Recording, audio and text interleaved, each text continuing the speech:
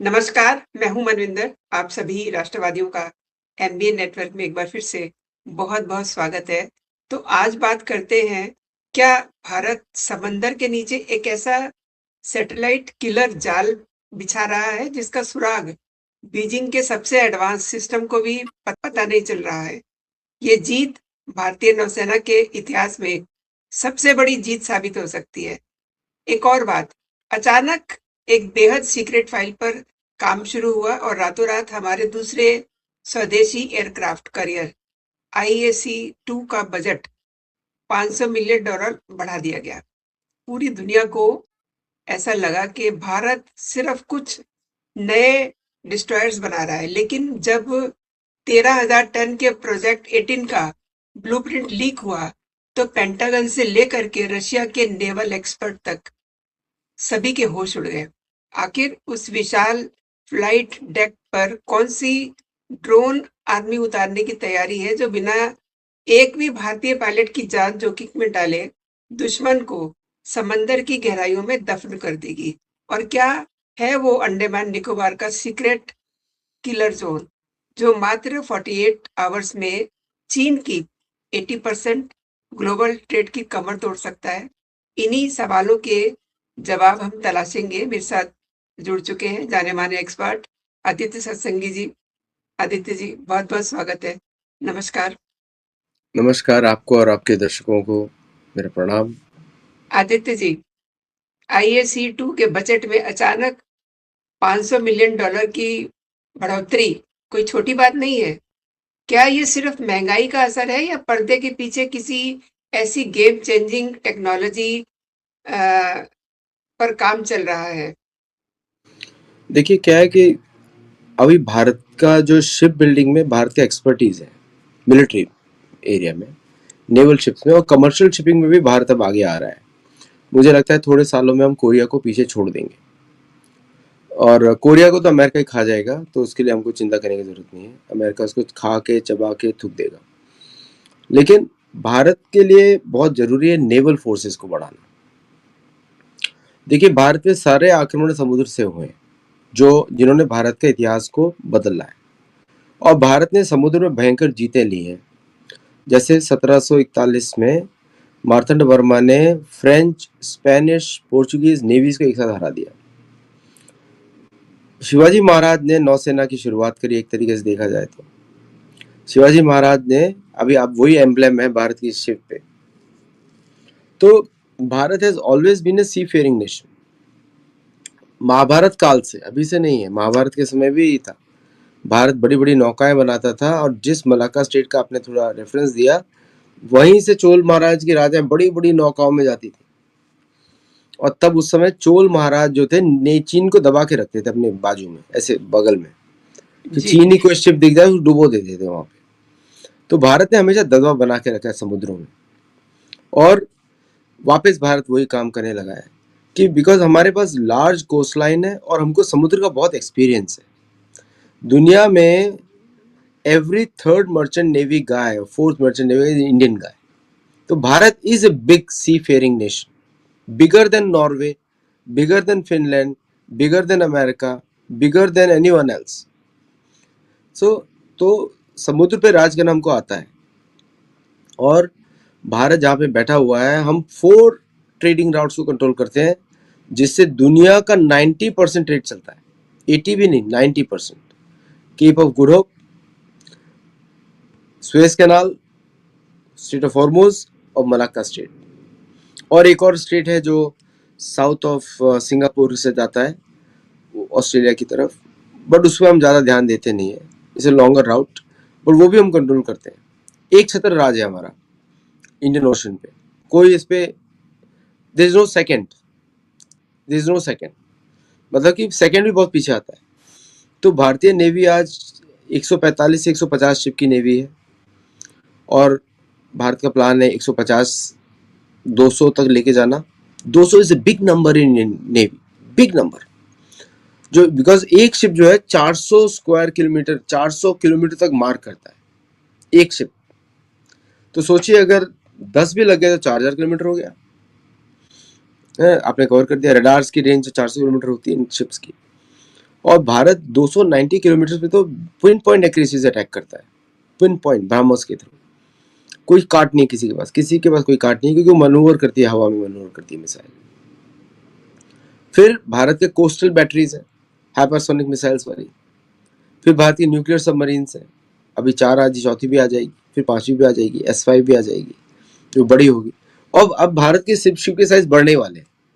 जैसे आपने देखा होगा कि पुराने जो फ्रिगेट्स, पुराने जो डिस्ट्रॉयर्स होते थे, आज फ्रिगेट के साइज के हैं, मतलब आज उनको फ्रिगेट माना जाएगा। और आज के फ्रिगेट को पुराने वाले डिस्ट्रॉयर्स के साइज के हो गए, बड़े हो गए हैं, और डिस्ट्रॉयर्स बड़े होते जा रहे हैं। तो अभी जो प्रोजेक्ट 18 है जिसका आपने जिक्र किया, ये बड़े हैं, 13,000 टन की वाले कैपेसिटी के हैं, और एयरक्राफ्ट कैरियर्स भारत के 45,000 टन की कैपेसिटी के हैं। तो अब वो उनको IC-2 उसके IC विशाल की बात हो रही है, 60,000 टन का है। ये तो IC-2 है जो विक्रमादित्य को रिप्लेस करेगा। आपको याद है $2 बिलियन भारत ने दिए थे INS गोर्श, सोवियत गोर्शको, एडमिरल गोर्शको को कन्वर्ट करने के लिए विक्रमादित्य, उसमें $2 बिलियन खर्च किए थे भारत ने उस समय। अब जो नया वाला बन रहा है will be bigger with a drone attack, long range male and hell attacks, जो कि 1000 किलोमीटर तक राइज करेगा। एक एयरक्राफ्ट कैरियर 1000 किलोमीटर दूर मारेगा, plus A swarm of drones. अभी 18,000 करोड़ का ऑर्डर दे दिया आज।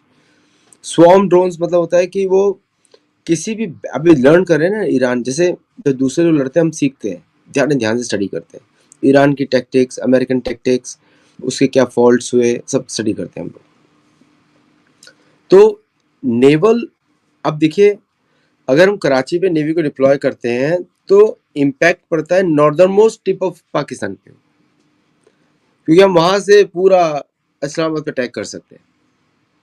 तो इसलिए navy becomes a more important tool for anything. और ट्रेड राउट्स कंट्रोल करने के लिए भारत को एक समय में आके अटलांटिक में भी डिप्लॉय करना पड़ेगा, मेडिटेरेनियन में डिप्लॉय करना पड़ेगा, पैसिफिक में डिप्लॉय करना पड़ेगा। So this is the strategy working. तो इसलिए ये सब जो एडिशंस कर रहा है Bharat is very important investment for Indian security, trade security. और आदित्य जी, प्रोजेक्ट 18 के ब्लूप्रिंट ने पूरी दुनिया को एक तरह से चौंका दिया है। और जानकारी ये भी आ रही है कि इसमें ऐसे लेजर वेपन्स और 144 मिसाइलों का जखीरा है जो अब तक सिर्फ अमेरिका सुपर डिस्ट्रॉयर्स में देखा जाता था। क्या भारत अब डिफेंस से हट करके ऑफेंसिव मोड में आ गया है? आना ही पड़ेगा, आना ही पड़ेगा। अमेरिका की हरकतें इस प्रकार की हैं, क्या करेंगे, कोई चारा नहीं बचा। तो उनको मालूम है कि अमेरिकन इंटरफेयर कर सकते हैं इंडियन शिप्स को अटैक कर। अभी तक तो देखिए लोग बोल रहे थे भारत ने रिस्पॉन्ड क्यों नहीं किया, क्योंकि सब लोगों ने पीछे पीछे बोलते सॉरी सॉरी, थोड़ा गलती हो गया, पैसे ले लीजिए, ये कर दिया, ऐसे हो गया, सबने मान लिया बात। ओके, सो लेकिन फ्यूचर कॉन्फ्लिक्ट ऐसे नहीं होंगे कि भारत एंटिसिपेट कर रहा है कि कभी अमेरिका से उनका युद्ध हो सकता है कहीं ना कहीं। तो इसके लिए अभी से तैयारी चल रही है, उनकी भी तैयारी चल रही है, हमारी भी चल रही है। और वो एक तो छोटा सा युद्ध होगा, उसके बाद अमेरिका उसके बाद से भारत के सामने 24 घंटा झुका रहेगा, सारे गेम्स बंद कर देगा उसके बाद। अमेरिका गेम तब तक खेलता है क्योंकि पिटाई नहीं होती है, तो कोई ना कोई तो पिटाई करेगा ना। तो जैसे रशिया ने ईरान में फंसा दिया अमेरिका को, आओ आओ आओ पिटो, ऐसा हुआ। उन्होंने यूक्रेन में फंसाया, इन्होंने ईरान में फंसा दिया। अब यहाँ से निकल नहीं पा रहे हैं और अब ईरान अटैक करने की कोशिश कर रहा है अमेरिकन मेनलैंड पे। ओके, सो भारत को ये सब प्रिपरेशन करनी पड़ेगी because it is the need to protect Indian trade interest. और इसलिए ये बड़े बड़े शिप्स आ रहे हैं जो कि लॉन्गर रेंज, वैसे ऐसा नहीं है कि आज के शिप्स नहीं जा सकते। All Indian ships of blue, India is a blue water navy. Blue water navy का मतलब हम डीप सी में काम करते हैं, हमारे पास सारे एसेट्स हैं जो डीप सी में काम करते हैं। ब्राउन वाटर नेवी होती है, कोस्टल नेवी होती है। तो पिछले 12 साल में भारत ने has made lot of advancement in the long range strike. मैंने आपको बताया कि भारत को सिक्योरिटी अपनी करनी पड़ेगी इन अटलांटिक, इन डीप पैसिफिक, इधर उधर, थ्रू अलायंसेस और थ्रू डायरेक्टली ऑल्सो। तो इसीलिए सारे एग्रीमेंट साइन किए जा रहे हैं। न्यूजीलैंड के साथ साइन कर लिया गया, फिजी के साथ साइन कर लिया गया, इंडोनेशिया के साथ साइन कर लिया गया, फिर उधर अफ्रीका में नामीबिया के साथ साइन करने जा रहे हैं। फिर नॉर्थ अफ्रीका में मेडिटेरेनियन में इसराइल के थ्रू वर्क करेंगे, थ्रू मोरक्को, जब भी जहाँ युद्ध चल रहा था ना वही जगह, तो वहाँ पे मोरक्को पे जाएंगे। फिर वहाँ से यूरोपियन कंट्रीज तो साइन करेंगे नहीं हमारे साथ कोई डील, बिकॉज यूरोपियन कंपनी आपको मालूम है क्या करती हैं। So but we will have our own presence through other areas, और फिर then all those areas will be under threat, क्योंकि हमारी रेंज होगी हर जगह अटैक करने की, इंक्लूडिंग इंग्लैंड। अभी भी कर सही कह सकते हैं रहे वैसे, हैं, अग्नि 5 अग्नि 4 अभी भी कर सकते हैं। बिल्कुल सही कह रहे हैं आप। और IAC-2 के डेक पर एक खुखवार ड्रोन आर्मी की बात सुनी जा रही है। क्या हम ऐसे भविष्य की ओर बढ़ रहे हैं जहां समुद्र की जंग बिना किसी मानवीय जान के नुकसान के जीती जाएगी? और ये दुश्मन के जंगी जहाजों के लिए कितना बड़ा खतरा है? देखिए क्या होता है, आप ये बात याद रखिए कि पहली बात तो समुद्र नेवल ऑपरेशंस में the biggest enemy is the ocean, survive. दूसरा सबसे बड़ा एनिमी होता है कि सपोज दूसरे के शिप्स आ गए, not just IAC-2, all ships are filled with the drone warfare now going forward, all ships will have BrahMos, all ships will have that। तो मतलब कोई अगर हिम्मत करेगा अटैक करने की, फिर भी हमारे पास रेडी है। तो वही होता है डिटेरेंस, इसी को बोलते हैं कि we are so ready, you don't even dare to attack, dare भी नहीं करना, सोचना भी मत, वी आर टू रेडी। वो कैपेसिटी लेकर आ रहे हैं, प्लस मिनी सबमरीन्स। और आपने एक शुरू में रेफरेंस दिया था ग्राउंड बेस्ड अंडर सी रडार पॉइंटर्स, है ना? जी जी। वो तो जाल पहले से बिछा हुआ, अभी से नहीं है, पुराना जाल है वो। तो उससे पता लगता है कि कौन सी सबमरीन कहाँ से जा रही है। तो चाइनीज को लगता है तो ऊपर से भेजेंगे, हमने नीचे से जाल बनाया हुआ है। सो द पॉइंट इज, ये बड़े बड़े प्रोजेक्ट्स हैं। अब वो याद होगा कुछ महीने पहले, उसका जिक्र कभी होता नहीं मीडिया में, वैसे आप दर्शकों को हिंट दे देता हूँ। लक्षद्वीप के एक आइलैंड पे हमारी बैटरीज लगी हुई है ना? अब उसके चारों ओर हमने सिक्योर करके रखा हुआ है कि मालदीव चू भी करेगा तो बूम हो जाएगा, या नेवी, चाइनीज नेवी शिप्स आएंगे, अपन उनके सारे सीक्रेट हम निकाल लेंगे, कौन सा वेपन्स है, कितनी रेंज है, यही चाहिए होता है इन्फॉर्मेशन, और कहाँ तक अटैक कर सकता है, क्या टैक्टिक्स हैं बचाने। तो Chinese navy so poorly equipped कि उसके जब सेलर्स फंस जाते हैं किसी मिसहैप में, तो भारतीय नेवी जाती है बचाने के लिए। अभी थैंक यू बोला था चाइनीज नेवल फोर्सेस ने, है ना? अमेरिकन नेवल फोर्सेस में खाना भारत पहुंचा रहा है, बेचारे भूखे नंगे घूम रहे हैं शिप के ऊपर, है ना? उन्होंने तो बारबेक्यू भी शुरू कर दिया, जबकि शिप में आग लगने का बहुत डर होता है, खाना बनता ही नहीं है वहां पे, तो कैसे खाएंगे वो लोग? तो लोग, कुछ लोग तो सुसाइड भी कर रहे थे। तो भारत हैज, ये ड्रॉबैक है बड़े बड़े लार्ज शिप्स का। तो Bharat has chosen a middle strategy, instead of having 5000 people will keep 3000 people और 2000 पीपल और 1500 लोग, और comfortable quarters, so that they can do long term warfare. अब देखिए, ये लोग 6-6 महीने 7-7 महीने अपने घर से दूर रहते हैं, इट्स ए बिग पेन। तो ये बड़ा सेक्रीफाइस होता है इन नेवल सेलर्स के लिए टू डिफेंड इंडिया। तो इनके लिए जितना कंफर्टेबल बना सकते हैं उतना बनाना चाहिए। जैसे पुराने रशियन जो फ्रिगेट्स होते थे भारत के, they never cared about the soldier, they cared about the weapons.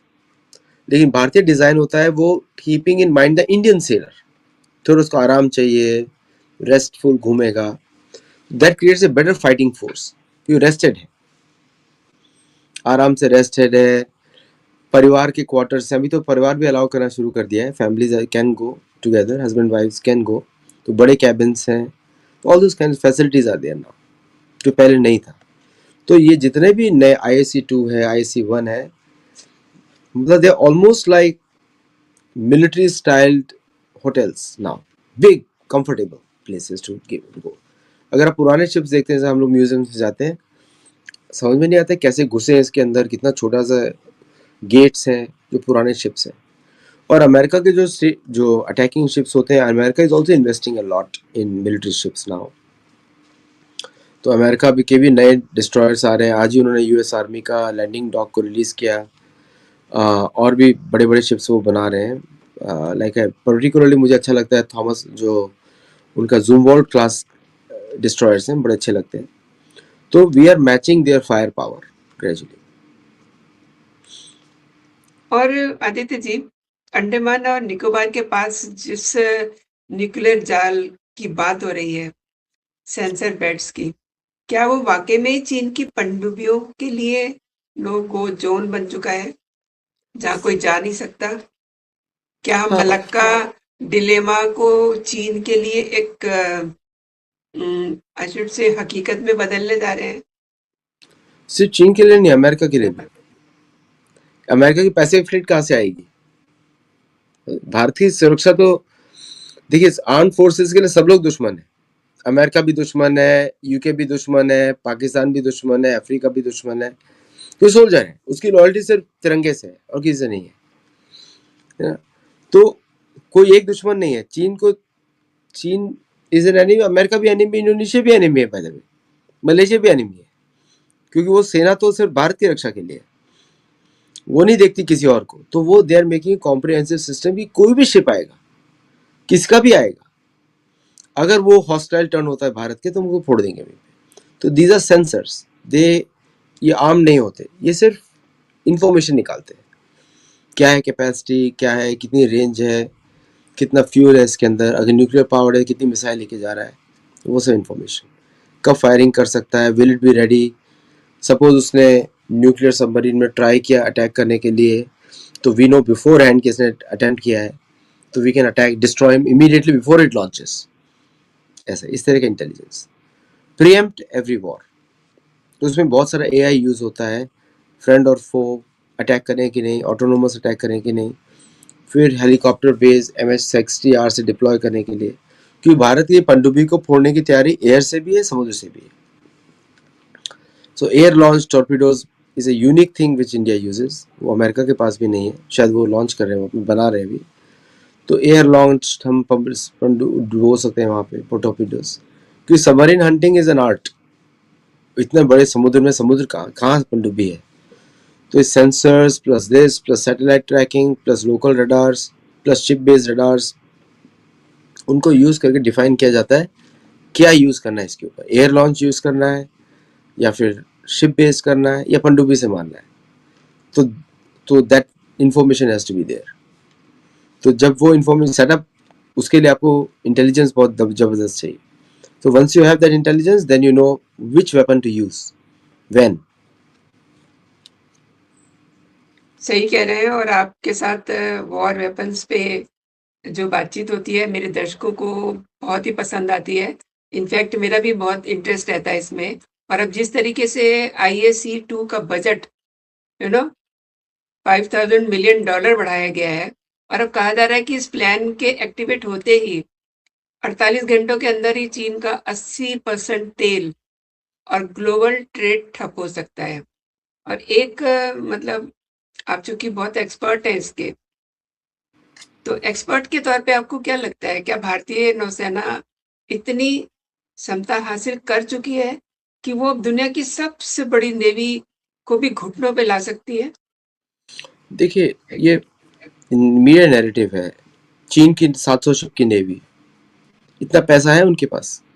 I don't think so. तो ये मीडिया नैरेटिव है। ऐसे तो भारत भी बोल सकता है हमारी 700 शिप की नहीं 500 शिप की नेवी है, सारे मर्चेंट नेवल, आप लड़ाई के समय सारे मर्चेंट नेवल वेसल्स नेवी बन जाते हैं। तो चीन की जो स्टैंडिंग नेवी है वो 300 शिप की है, 700 की नहीं है। भारत की जो स्टैंडिंग नेवी है वो है 150 शिप की, 400 नहीं। लेकिन अगर उसमें हम कोस्ट गार्ड भी ऐड कर दें, फिर क्योंकि जब वॉर होता है तो कोस्ट गार्ड गेट्स एडेड, उसके 115 भी आप ऐड कर दें तो भारत की नेवी बन जाती है 280 शिप्स, 353 शिप्स, सॉरी 353। तो we are not far behind, numbers में तो we are not far behind. अब कैपेबिलिटी में हमारी शिप ज्यादा कैपेबल है, तो we are very much on par with the Chinese navy on the sea. अब हम जो क्षमता बढ़ा रहे हैं वो बड़े युद्ध की बढ़ा रहे हैं, कि चीन के साथ कोई और जुड़ गया या तीसरा जुड़ गया या चौथा जुड़ गया, और majority of Chinese ships can not go beyond there, coastal navy है, तो majority of ships can not go beyond South China Sea, उनकी मिसाइल्स आ सकती है इधर। तो what we have to do is create a bigger sea deterrent in South China Sea. तो भारत ने फिलीपींस को भी सप्लाई कर दिया, वियतनाम को भी सप्लाई कर दिया, इंडोनेशिया को भी सप्लाई कर दिया, मारो इनको, ठोको वहां पे ठोको।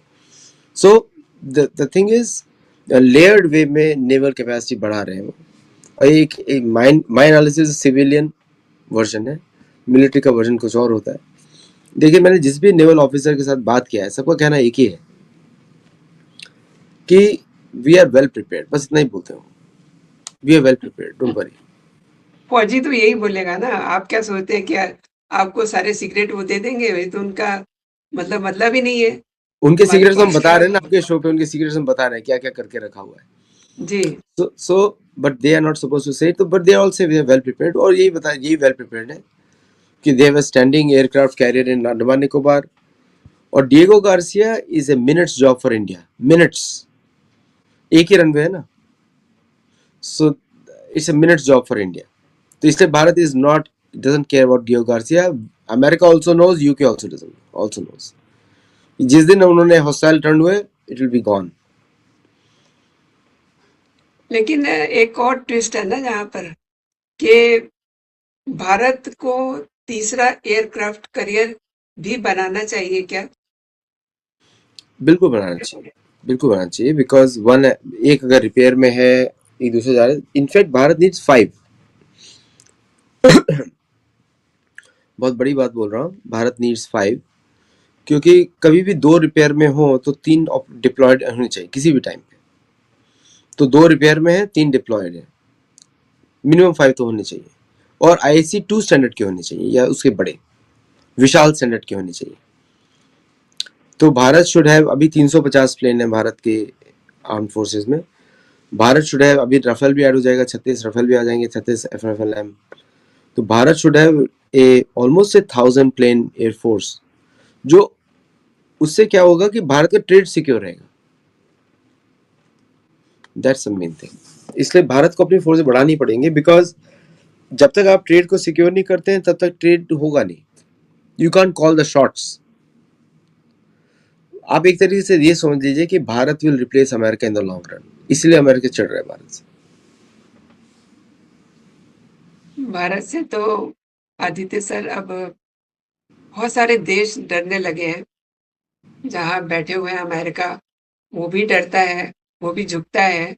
और आपने सही कहा, लेकिन जब 13,000 टन के प्रोजेक्ट 18 का ब्लूप्रिंट लीक हुआ, लोगों को पता चला, तो ऑब्वियसली पेंटागन से लेकर के रशिया के नेवल एक्सपर्ट जो है, वो तक हैरान रह गए कि ये कैसे क्या हो गया। तो ये एक बड़ी जीत है ना भारत की, इजंट इट?